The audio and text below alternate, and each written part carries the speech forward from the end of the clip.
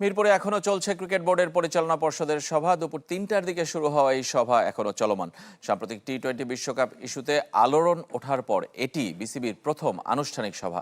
বাংলাদেশ ভারত গিয়ে বিশ্বকাপ না খেলার সিদ্ধান্তে অনড় থাকায় এর লাভ ক্ষতি এবং আইসিসির সিদ্ধান্ত ও সরকারের নির্দেশনা নিয়ে আলোচনা হচ্ছে। এছাড়াও ক্রিকেট বোর্ডের দুই পরিচালক এম নাজমুল ইসলাম এবং মুখলেসুর রহমানের বক্তব্য ও কর্মকাণ্ড নিয়ে প্রশ্ন ওঠায় সেটিও আলোচনার বিষয়।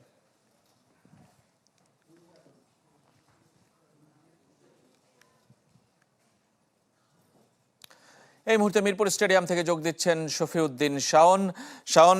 ক্রিকেট বোর্ডের সভা এখনো চলমান এবং কিছুক্ষণ আগে আইসিসি আনুষ্ঠানিকভাবে ঘোষণা দিয়ে জানিয়ে দিয়েছে যে বাংলাদেশের বিকল্প হিসাবে স্কটল্যান্ড খেলবে এই বিশ্বকাপে।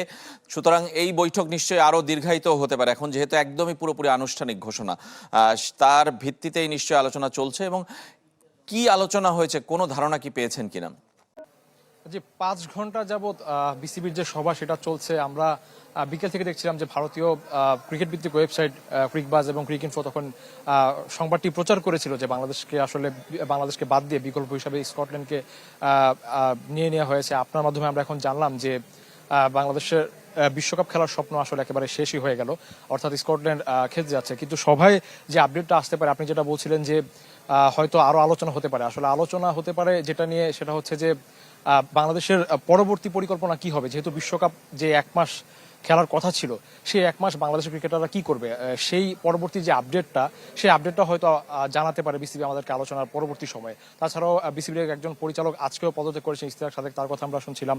ঠিক কি কারণে পদত্যাগ করেছেন সেই কারণটা হয়তো জানাতে পারেন। তাছাড়া আমরা দেখেছি যে বিপিএল এ ফিক্সিং এর অভিযোগে একজন পরিচালক গতকাল পদত্যাগ করেছেন, তার সম্পর্কে আমরা আপডেট পেতে পারি। তাছাড়াও সিলেটের যে উপদেষ্টা ফাইমাল চৌধুরী, তিনিও কিন্তু অভিযোগ করেছেন যে বিপিএল এ ফিক্সিং হয়েছে। একজন ক্রিকেটারের বিরুদ্ধে তিনি অভিযোগ তুলেছেন, কিন্তু সেই ক্রিকেটারের নাম তিনি প্রকাশ করেননি। সেসব নিয়ে নিশ্চয়ই আজকে আলোচনা হবে।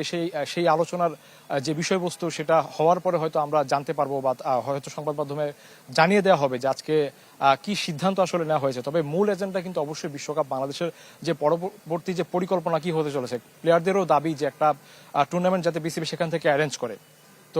এমনিতে কি মনে হচ্ছে যে বাংলাদেশ তার অবস্থান কোনো কিছু জানাবে কিনা, কিংবা পরিবর্তন করবে কিনা, কিংবা অন্য কোনো কিছু আসলে করার সুযোগ আছে কিনা?